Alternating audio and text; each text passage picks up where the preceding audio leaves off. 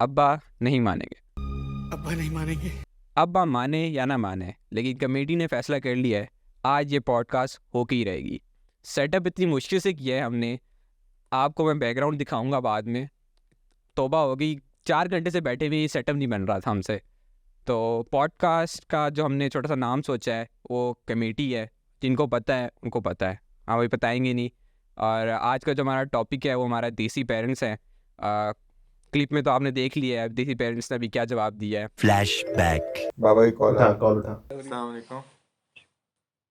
Hello Sameer कहाँ हो? बाबा, अहमद के घर पे ही हूँ। कब आओगे? अभी हम रिकॉर्ड शूट कर रहे हैं, अभी जब वो होगा उसके बाद आ जाऊँगा। फिर कैसे आओगे? साइम के साथ करीम पे। कितनी देर लगा दो? 1-2 घंटे तक आ जाऊँगा। ओ 2 घंटे लगाओगे? जी ठीक, अल्लाह हाफ़िज़। तो 8 बजे कमेटी के स्ट्रगल्स देख रहे हैं आप। इतने मुश्किल कोई किस्म के स्ट्रगल नहीं है। अल्लाह माफ करे।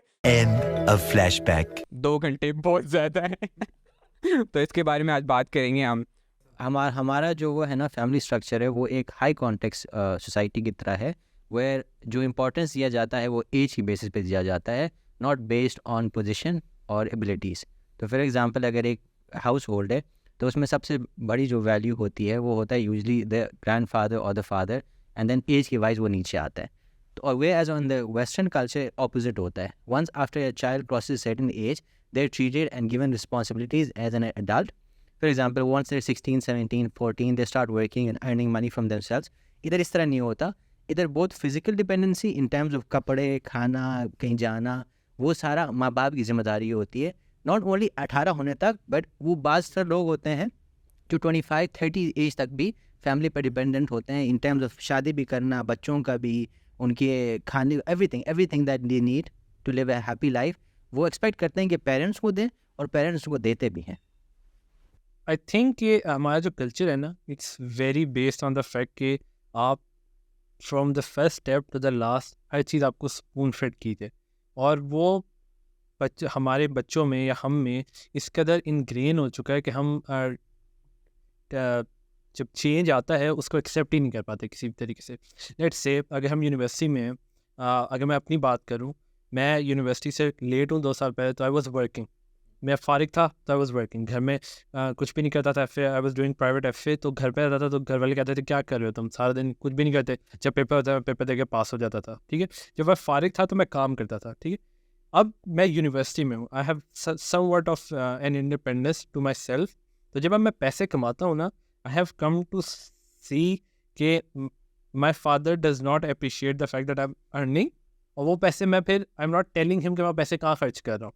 तो वो you take that right from that parent कि मैं अपने एक्सपेंसेस खुद उठा रहा हूँ, या मैं अपना जो भी करना चाह रहा हूँ खुद कर रहा हूँ. It actually triggers some kind of insecurity in them कि बच्चा इंडिपेंडेंट हो रहा है, बच्चा लाइक हमारी ज़रूरत नहीं है, हमारी ज़रूरत ख़त्म हो रही है इन्हें. और देन कम द फैक्ट है कि वो ब्लैकमेल शुरू कर देते हैं. अभी कमाना शुरू कर दिया, कल को जब ज़्यादा कमाओगे तो हमें भूल जाओगे, और सिर्फ बट लेकिन इन the western culture they actually encourage कि आप खुद करो, दे जॉब्स लो, पार्ट टाइम जॉब्स करो, पढ़ाई करो साथ.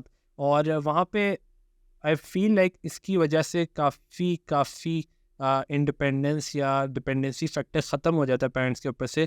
और फिर when they hit the right age 18 साल की उम्र पे, then the parents actually start enjoying their life. वो अपनी ज़िंदगी को खुद एक्सप्लोर करते हैं, they fulfill their wishes और whatever. लेकिन पाकिस्तान में they have एक अजीब सी ऑब्सेशन है कि बच्चे की ज़िंदगी में इन्वॉल्व कब्र तक रहना है, जिसका कोई पॉइंट नहीं. रिलीजियस फैक्टर भी तो आ जाता है ना, कि रिलीजन ने आपको कहा है कि किस तरह आपने अपने बच्चों को पालना है, उनको किस तरह रखना है, उनकी शादियां करानी है. वो एक पेरेंट की उस पर दिया हुआ है ना. तो अब पाकिस्तान में आप सारे मुस्लिम्स हैं, तो ये, और वेस्ट में तो ये रिलीजियस फैक्टर मेरे ख्याल से इसमें हो सकता है. बट रिलीजियस फैक्टर भी तो ये कहता है कि 18 साल की उम्र तक आप उसको करें. यू कैन एक्चुअली लाइक जिस तरह जानवर को यू ट्रेन, आप उस अपने बच्चे को इस तरह ट्रेन करें proper up till the age of 18. उसके बाद दैट्स अ मैच्योर पर्सन. आप उसको राइट ही नहीं देते टू मेक डिसीजन, और फिर जब वो बाद में डिसीजन बनाता है। You so shocked by the fact कि वो अपने डिसीजन खुद ले रहा है कि आपको लगता है जैसे बच्चा दूर हो रहा है आपसे, डिस्टेंट हो रहा है आपसे, बच्चा इंडिपेंडेंट हो रहा है, बच्चा घर नहीं आएगा, बच्चा गलत कामों में ऑलरेडी पड़ जाएगा, चाहे बच्चा ना भी पढ़ रहा हो। सो वो रिलीजियस फैक्टर तो आई डोंट थिंक अप्लाई होता है। I think to some extent इसमें बहुत सारे और फैक्टर्स भी हैं, not religious factor to some extent apply होता है, बिकॉज रिलीजन हमें सिखाता है कि भाई पेरेंट्स की जिम्मेदारी है कि वो बच्चों का ख्याल रखें, उनको मगर रिलीजियस पर्सपेक्टिव में उनको सिखाएं। ये भी बोलता है कि जब वो बड़े हो जाएं फॉर एग्जांपल, फिर वो नमाज ना पढ़ें, उनको आप बेशक मारो डराओ जो भी होता है। तो और इस तरह मौलवी पोर्ट्री करते हैं रिलीजन को और पेरेंट्स को कि उनके सबसे हाई स्टेटस है कि अम्मी के पाँव के नीचे जन्नत है, अब्बू की सेकंड पत्नी इज़्ज़त है, ये है वो है, माँ के प्यार को बहुत आगे किया हुआ है, which is not wrong, I am not saying कि रॉन्ग है, इट्स जस्ट कि वो रिलीजन ने उसको इस तरह पोर्ट्रे किया हुआ है, पेरेंट्स को एक बहुत हाई स्टेटस दिया हुआ है in terms of both control, physical control and general control too. और दूसरा इसमें कल्चर भी आता है। Our culture is very interlinked where we don't like live a very individualistic life, अकेला सिस्टम नहीं है। हमारा फैमिली स्ट्रक्चर जो है वो जॉइंट फैमिलीज यूजली होते हैं मेजरली, और जॉइंट फैमिलीज भी नहीं होते, they are very closely related to each other, या मिलते जुलते हैं, ईद पे मिलते हैं, शादी में जाते हैं, वफात जो भी होता है उसमें जाते हैं। Where in the western culture थोड़ा सा डिफरेंट है, उनका थोड़ा सा अप्रोच जो है that's more towards their own family, individualistic है थोड़ा सा। तो this also plays a factor कि भाई कंट्रोल जो है नॉट ओनली पेरेंट्स के पास होता है बट टू सम एक्सटेंट और ग्रैंड पेरेंट्स के पास भी होता है, क्योंकि they also upbringing the child, grand parents, मामू, चाचे, ताई जो भी साथ रह रहे होते हैं। अच्छा, तो इस हमारे कल्चर में ना एक और बहुत मसला है, ये है कि जेंडर को लेके बच्चे को, for example even before the child is born, ये के बहुत से रिश्तेदार एक्साइटेड होते हैं कि बेटा होगा, बेटी होगी। एंड मेजरली पाकिस्तान में देखा जाए जो मेल है, लड़का है, उसको ज़्यादा अप्रिशिएट किया जाता है, क्योंकि वो ज़ाहिर बात है बड़ा हो के अब्बू अम्मी के ख्याल रखेगा, और जो बेटी होती है वो पराए घर की होती है, and then she will leave the house. तो उसको लेके I think there is a lot of like discrimination gender wise, और बहुत सारे I have seen myself गाँव में कुछ तरह फैमिलीज़ हैं जिनको बहुत बैकलैश मिलता है क्योंकि उनकी बेटियां ही हो रही होती हैं, and they keep on trying to like have one son, 4 बेटियां, 5 बेटियां, 6 बेटियां होती हैं। ऐसे ही है जैसे तुमने बोला है कि लाइक मेरी अम्मी जो हैं, देयर 7 सिबलिंग्स हैं, तो एक ही भाई है उनका। तो वो बोलती हैं कि उनकी अम्मी नानाबू बोलते थे कि नानाबू ज़्यादा नहीं बोलते, लेकिन नानो बोलती थी कि मुझे बेटा चाहिए। तो they keep on trying eventually they got a son, but वही है कि उनको उतना था कि मुझे एक बेटा चाहिए जो मेरा सहारा बन सके, बेटियां तो वो होती हैं। तो वो एक स्टीरियोटाइप बना हुआ है ऑलरेडी से ना, कि मुझे एक बेटा ही चाहिए, क्योंकि वो ही होता है कि होता है कि बुढ़ापे का जो मेरा सहारा होगा मेरा बेटा ही होगा, जो कि अब लाइक इवेंचुअली चेंज हो रहा है Aahista Aahista. Like for example मेरी फैमिली में मेरी बहन जो है, वो मेरी बहन सपोर्ट करती है पूरी फैमिली को। मैं छोटा भाई हूँ अभी, तो मैं इतना खास तारीफ नहीं कर पाता, लेकिन मेरी बहन सारा सपोर्ट करती है। तो इवेंचुअली वो चीज़ चेंज हो रही है, लेकिन जाहिर सी बात है वो इतनी इनब्रेड हो चुकी हुई है हमारी कल्चर के अंदर कि वो हट ही नहीं पा रही उस चीज़ को। लाइक पीछे गांव में अगर देख लें तो वो ऐसी चीज़ें होती रहती है, जैसे तुमने बोला कि गांव में होता रहता है इस तरह के चीज़ें, तो होता रहता है वो स्टीरियोटाइप। तो like I think 10-20 year move forward they will be like less of that system. मेरा एक सवाल है, व्हाट डू यू थिंक ये जो जेंडर बाइजनेस आ रहा है इन टर्म्स ऑफ चाइल्ड या चाइल्ड बर्थ, वो क्यों आ रहा है, कहाँ से आ रहा है, मतलब रिलीजन से आ रहा है, कल्चर से आ रहा है, किस चीज़ से आ रहा है, मतलब कि? मेरे ख्याल से मोस्टली कल्चरल चीज़ है, क्योंकि यहाँ पाकिस्तान में कहते हैं कि बेटे सब कुछ कर सकते हैं और वो मेरी हेल्प करेंगे। इनफैक्ट अगर अब इस टाइम में लड़कियाँ हर चीज़ कर लेती हैं, कमा सकती हैं, वो अपना पेरेंट्स को बहुत अच्छी तरह सपोर्ट कर सकती हैं। लेकिन ये मेरे ख्याल से गाँव वगैरह की तरफ से ये चीज़ आई है कि सिर्फ बेटे कमाएंगे, वो जाएंगे, इसलिए। और ये रिलीजियस भी हो सकता है मेरे ख्याल से, क्योंकि उसमें औरतों को कहा है कि पर्दा करें और ज़्यादा निकले ना, तो इसलिए आई फील लाइक इसका ज़्यादा ताल्लुक जो है ना वो कम्युनिटी से, हमारी कम्युनिटी जो है ना इट्स वेरी मेल डोमिनेटेड। तो वहाँ पे लड़की हो भी जाती है ना अगर पैदा आपके पास, and you raise her good in a good environment, you give her every possibility, every chance, you know she grows in a very good environment. उसके बावजूद जब वो घर से बाहर निकलती है ना, that's the biggest threat towards her parents. ये बात समझते हैं ना, देखिए वो ये नहीं कहते कि ये काम ये काम तो अल्लाह ताला का होता है ना कि भाई वो कम्युनिटी ये नहीं मानते कि भाई ये काम शायद इंसानों की तरफ से है। नहीं लेकिन ये आप लोग सिर्फ काम की बात जा रहे हो कि रोल्स डिफाइन करो। What I am telling is कि अगर किसी के घर लड़की पैदा होती है ना तो उसके there a consistent set for that father कि मेरी बेटी जब घर से बाहर निकलेगी तो जिस इन्वायरमेंट में वो घूम रही है is that environment safe for her as compare to her son his son. ठीक है, जो बेटा होता है वो जब सोसाइटी में मेल डोमिनेटेड सोसाइटी में जाता है एज अ मेल उसे इतने ज़्यादा इश्यूज फेस नहीं करने पड़ते, लेकिन जो बेटी होती है she faces a lot of issues. ठीक है, आप उसको डिस्क्रिमिनेशन ले लें, आप उसके जेंडर की बेस पर डिस्क्रिमिनेशन ले लें, आप वीक वो जो कहते हैं वीक हैं लड़कियाँ उसकी बेस पे देख लें।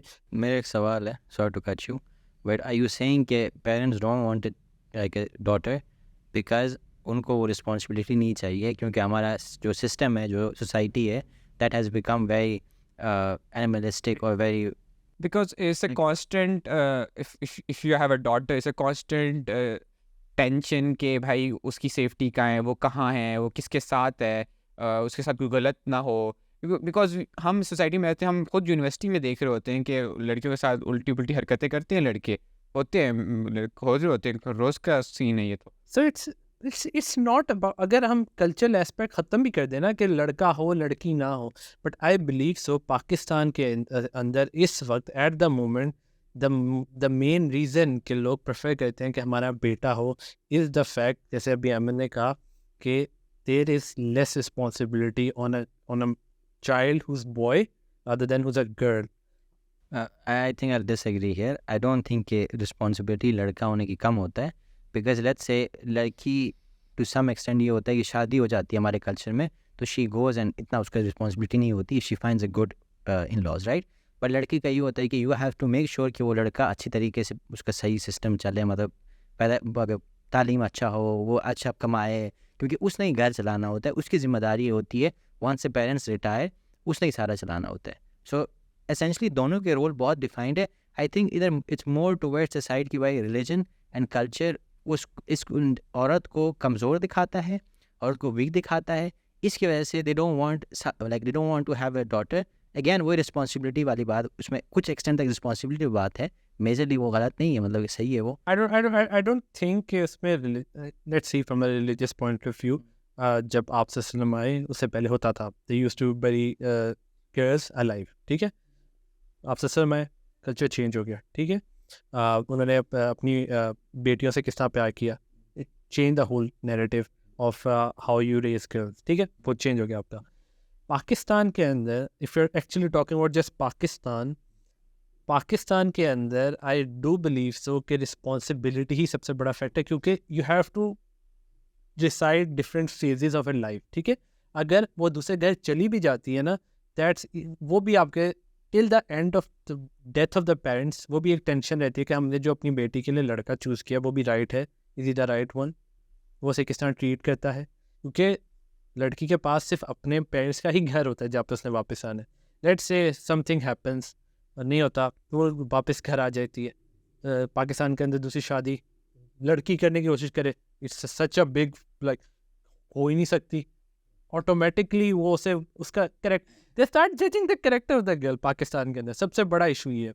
सो आई डू बिलीव सो कि पाकिस्तान के अंदर इस वक्त जो मेन इशू है ना, that people prefer boys over girls is the responsibility factor. चलो ये तो हमने डिफाइन कर लिया एग्रीमेंट्स डिसएग्रीमेंट्स के साथ कि पाकिस्तान में बॉय ऑफ गर्ल का क्या वो है चॉइस है। लेकिन अब let's talk about the parenting style boys और गर्ल्स की, जो बहुत बड़ा लेट्स से इशू है हमारी सोसाइटी के अंदर कि यंग जनरेशन में क्या इश्यूज आते हैं वो पेरेंट्स की तरफ से आते हैं because they are not parenting right.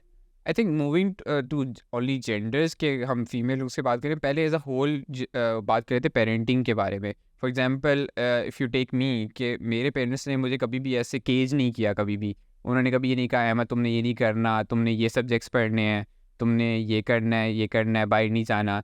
तो मुझे लगता है कि ऐसा उन्होंने जो किया है मेरे साथ, तो मेरे पास एक अच्छा सेंस ऑफ लाइक है कि दुनिया में चल क्या रहा है और लोगों से बात कैसे करनी है, कि लोगों से इन्वॉल्व कैसे हो रहे हैं, कम्युनिकेट कैसे करना है। ऑन द अदर हैंड मेरी खाला है जिन्होंने अपने बच्चों को ऐसा केज किया है कि उनको बाहर नहीं निकलने दिया और उनको दबा के रखा है, हर डिसीजन में उनके वो साथ रही हैं कि जो मैं बोलूँगी वही होगा। तो उनके अब बच्चे कुछ ऐसे हैं कि उनको ज़्यादा बात करने का तरीका नहीं है, तरीका ऐसा नहीं सच नहीं, बदतमीज़ी करते हैं, लेकिन उनको तरीका नहीं कि असल ज़िंदगी में बाहर लोग कैसे बात करते हैं, लोगों के साथ कैसे डील करना चाहिए लोगों के साथ। वो यार देखो, इसमें ये फैक्टर भी आता है कि कुछ पेरेंट्स जो होते हैं वो अपने बच्चों को हमेशा प्रोटेक्टेड रखना चाहते हैं। जैसे मेरे माँ बाप too much protection is not healthy for the child you're वो- bringing to the whole world. You pamper your child to the point कि वो कोई डिसीजन खुद ले ही नहीं सकता, वो डॉक्टर के पास बैठा ये होगा मैंने एक्सपीरियंस वो- किया कि मेरे घर में हमेशा हर चीज़ हो जाती थी। कुछ बाहर से लाना है, नौकर चला जाता था।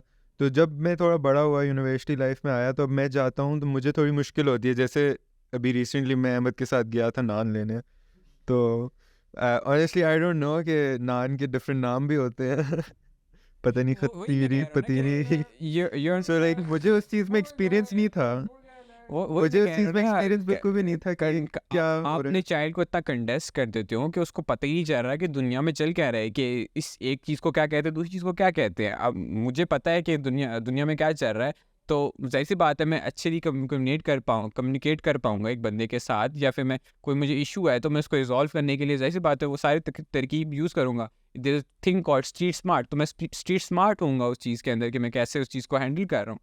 ऑन द अदर हैंड, अगर तुम जाहिर सी बात है बाहर जा रहे हो, तुम्हें कोई मसला वहाँ पेश आता है, तो तुम जाहिर सी बात है थोड़ा सा मुश्किल में पड़ मुझे नॉर्मली मैंने अपने दोस्तों को वगैरह देखा, उनको मसला आता है तो वो अपने फ्रेंड्स को कॉल कर लेते हैं या कुछ कर लेते हैं। मुझे कोई मेजर मसला आता है, जैसे पुलिस ने रोक लिया है या कुछ हो गया है, तो फर्स्ट थिंग आई डू कि मैं अपने बाबा को कॉल करके ओपिनियन लेता हूँ कि क्या करूँ।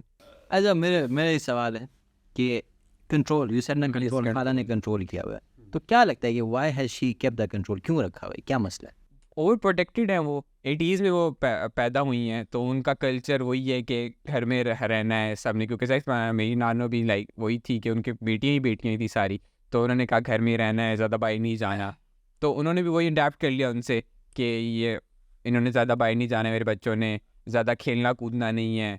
तो अब उनके बच्चे जो हैं वो like they are very weak in communication the right way. I feel like it's all about insecurities brother. Parents अपनी इनसिक्योरिटीज अपने बच्चों के ऊपर डंप कर देते हैं।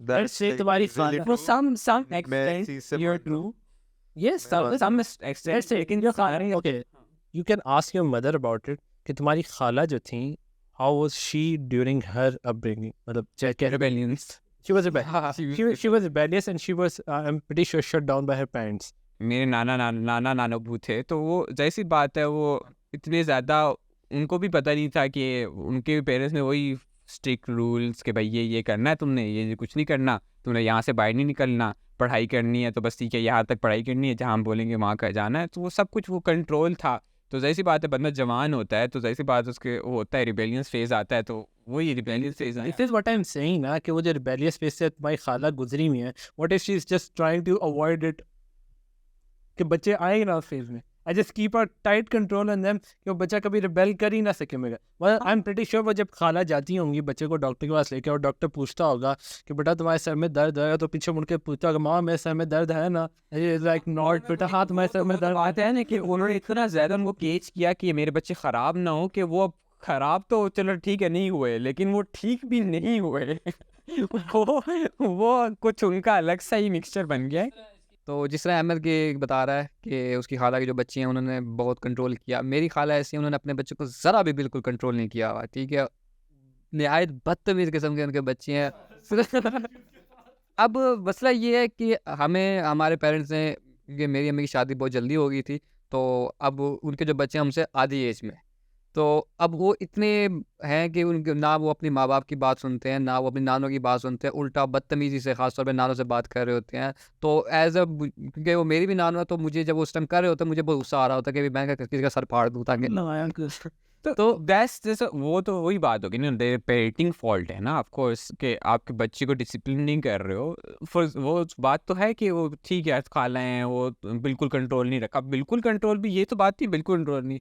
अब फॉर एग्जांपल मैं हूँ तो मेरी माँ अगर मैं किसी से बदतमीज़ी कर रहा हूँ तो जैसी बात है मेरी माँ मुझे बोलेगी कि भाई तुम अहमद तुम सही नहीं कर रहे हो, नेक्स्ट टाइम नहीं होना चाहिए ऐसा।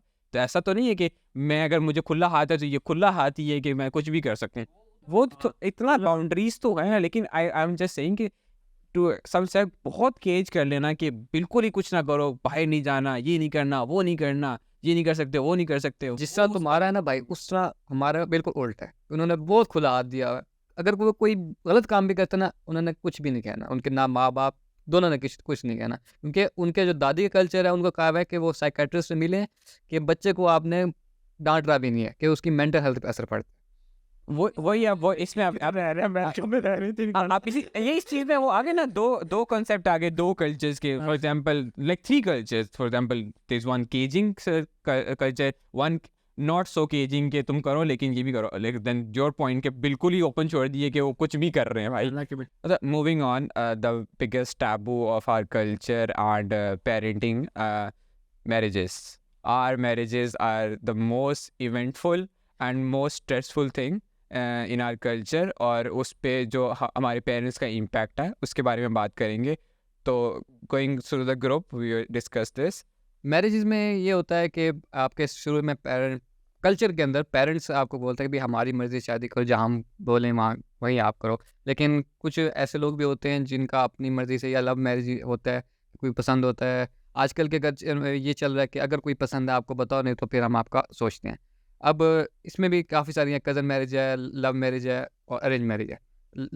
कज़न मैरिज में ये होता है, अगर आपको ख़ानदान में बड़ा है, नानी होगी, दादी होगी, तो वो एक मजाक सा है कि अगर कोई वो फॉर एग्जांपल उनके वक्त नज़दीक आया हुआ है, तो वो कहती थी कि फ़लाने का ब्याह फ़लाने से करा। हाँ, ये जो फलाने का ब्याह फलाने से करा दो ना, ये जो कह के पता नहीं दादियाँ अम्मियाँ मर जाती हैं ना। शबीर अपनी 6 साल की बेटी की शादी में 30 साल के मर्द 30 साल भाई, ये डिफरेंस देखो, अल्लाह का नाम लो थोड़ा सा। एंड अम्मा जी तुम तो जा रही हो, तुम हमारी जिंदगी तो देख लो थोड़ी सी, क्या कर रहे हो यार। ये एक तो बहुत नेगेटिव है इम्पैक्ट कल्चर पे, हमारे कल्चर मैरिजेस का। जी ने तो बोल दिया, हाँ, अम्मा और अब्बा जी ने मान भी लिया भाई। लेकिन जो लड़का और लड़की पे बीतती है, वो उन्हें पता होता है कि भी आया कि मैं इसके साथ गुजारा कर सकूँ, या आया कि मैं इससे हाँ, यहाँ पे I just wanted to add in कि खावा पर्सनल एक्सपीरियंस से बात कर रहे हैं। Same, I was gonna emphasize the same thing because मुझे फील हुआ है इसका, वो हुआ है इसकी आंखों सब दर्द हुआ है। और अगर पर्सनल एक्सपीरियंस हट के बात करें, cousin marriage, there is a lot of research के जब कज़न मैरिजेस होती हैं, बेसिकली मैं डिसलेक्सिक इसीलिए हूँ कि मेरे अम्मा अब्बा कज़न्स हैं। अच्छा, कज़न मैरिज में काफ़ी सारी डिसेबिलिटीज़ आ जाती हैं कि आपको कोई ब्लड कैंसर हो जाता है, बहुत सीवियर डिजीज़ होती है ब्लड कैंसर, जिस तरह के साइम है, मैं हूँ, समीर, हम के सबके बाल झड़ रहे हैं। तो ये एक बहुत बड़ा एक इम्पैक्ट है कज़न मैरिज का। इसका आप वो भी देख सकते हैं वेस्टर्न कल्चर में, they find it so disgusting, the thought of cousin marriages, they find it so disgusting, you can not even date your cousins there. और ये how they are far away कि भाई वो मेरा उसका जाके मतलब वो नहीं करते भाई। उनको पता है कि कितने ज़्यादा डिजीज़ ये ब्रिंग कर रहा है सोसाइटी के साथ, कितनी ज़्यादा मुश्किलात बनती हैं। आप एक जेनेटिक को बार उसी को बार जनरेट करी जा रहे हो, डीएनए आपका रिवॉल्व हो ही नहीं रहा आपका डीएनए रिवॉल्व, तो उससे बहुत ज़्यादा मसले क्रिएट होते हैं। इसके बाद हम बात कर लेते हैं कि हमारी पेरेंट्स की एक्सपेक्टेशंस जो होती हैं हमारे साथ। हम सारे ही जानते हैं कि ज़ाहिर सी बात है, कोई पेरेंट ये नहीं चाहता कि एक उनका बच्चा फेलियर हो या फिर कुछ कर ना पाए, अचीव ना कर पाए। लेकिन इस चीज़ को हमारे कल्चर में बहुत ज़्यादा इनब्रेड कर दिया है कि करना ही करना है, ऐसे ही करना है और कुछ हो नहीं सकता। तो मुझे आई एम श्योर कि इन लोगों को भी ऐसे ही लगता होगा कि इनके पेरेंट्स ने भी खुद ज़्यादा इन पे फोर्स किया होगा कि यही करना है तुमने, कुछ करो बार इन चीज़। वेस्टर्न कम्युनिटी में वैसा नहीं होता इतना, वो छोड़ देते हैं अपने बच्चों को, कहते हैं भाई जो करना है करो, नहीं करना हमारी विलास है। लेकिन हमारी सोसाइटी में वो चीज़ अभी तक चलती आ रही है कि वही हमने सुपरवाइज़ करना है हर चीज़ को, कि हाँ हमारे बच्चे कैसे कर रहे हैं सब कुछ और क्या नहीं कर रहे हैं, सोसाइटी क्या बोलेगी कि हमने इनको ब्रॉट अप नहीं सही किया। तो वो सारी चीज़ें प्ले करती हैं, तो उस बारे में हम थोड़ी सी बात करेंगे। और दूसरा ये होता है कि पेरेंट्स के जो एक्सपेक्टेशंस होते हैं, दे कैरी अ वेट जो कि बच्चों के कंधों पे आते हैं। वो इन टर्म्स ऑफ पढ़ाई हो सकता है, वो इन टर्म्स ऑफ बिहेवियर हो सकता है, वो इन टर्म्स ऑफ रिलेशनशिप हो सकता है। For example, one of the major examples वो कंपैरिजन का होता है कि आपके जो आसपास लोग, आपके नेबर्स हैं या आपके स्पेशल रिलेटिव्स हैं, उनमें बहुत अनहेल्दी कंपटीशन होता है बच्चों को लेके, ग्रेड्स को लेके, उनके बिहेवियर को लेके, जो कि बच्चों को बहुत नेगेटिवली अफेक्ट करता है। फॉर एग्जांपल, खावर अपने एग्जांपल देगा प्लीज़। मेरे कज़न है, फूफो के बेटे हैं, बच्चे हैं दोनों, ठीक है। अब मैं मीडियोकर बचा था, एवरेज बचा था अपने स्कूल कॉलेज में, नंबर वगैरह लेता स्टडीज़ में। हाँ। लेकिन जबकि वो लोग जो थे फुल टॉपर थे और मेरी कज़न की बोर्ड में सेकंड पोजीशन थी, और उसके बाद फिर वो यही कहते थे कि उनको किस चीज़ की कमी है, वो भी तो वही खाना खा रहे हैं, वही उनको वही आसाइशें दी जा रही हैं, लेकिन तुम लोगों को किस चीज़ की कमी है। तो ये हमारी सोसाइटी में किया जाता है। लेकिन देखो मैंने अपने पर्सनल एक्सपीरियंस में मेरे पेरेंट्स ने आज तक मुझे पढ़ाई रिलेटेड या इन चीज़ों पे कभी फोर्स नहीं किया, और हमेशा मेरी अपनी चॉइस है हर चीज़ में। लाइक ओ लेवल्स तक मैंने साइंसेस करना था, उसके बाद मैंने रैंडमली डिसाइड किया कि मैंने साइंसेस नहीं करना, मैं ह्यूमैनिटीज़ में आ गया। उसके बाद मैंने बिज़नेस पढ़ा ए लेवल्स में, मुझे बिज़नेस का भी कुछ ज़्यादा शौक़ नहीं नज़र आया। मैंने ए लेवल्स में मीडिया भी पढ़ा, लेकिन अब यूनिवर्सिटी में आके मैंने डिसाइड किया कि मैं मीडिया ही पढ़ूँगा आगे। तो मेरे पेरेंट्स ने आज तक मुझे, उन्होंने एक नज़र रखी है ऊपर के क्या कर रहा है, लेकिन आज तक कभी उन्होंने अपना ओपिनियन फोर्स नहीं किया। इसमें एक और भी असल में प्रॉब्लम होता है कि जो पेरेंट्स खुद अचीव नहीं कर पाते ना, they just burden their children with that, कि जो मैं अचीव नहीं कर सका वो मेरा बच्चा मेरे थ्रू कर ले।